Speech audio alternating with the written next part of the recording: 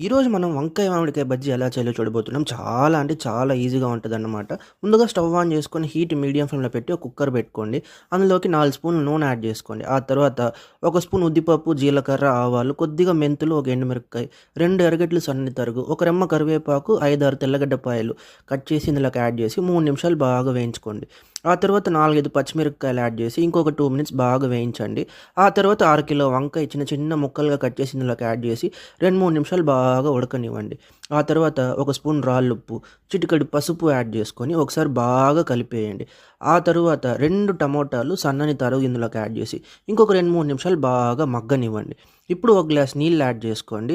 ఆ తర్వాత కొద్దిగా చింతపండు, ఒక పెద్ద మామిడికాయ చిన్న చిన్న ముక్కలు ఇందులోకి యాడ్ చేసుకోండి. ఆ తర్వాత కొద్దిగా ఇంగువ యాడ్ చేసి ఒకసారి బాగా కలిపేసి 15 నిమిషాలు మీడియం ఫ్లేమ్‌లోనే బాగా ఉడికించి స్టవ్ ఆపేయండి. ఇప్పుడు ఒక పప్పు గుత్తితో బాగా ఎనిపేసారంటే మన వంకాయ మామిడికాయ బజ్జీ తయారు. ఈ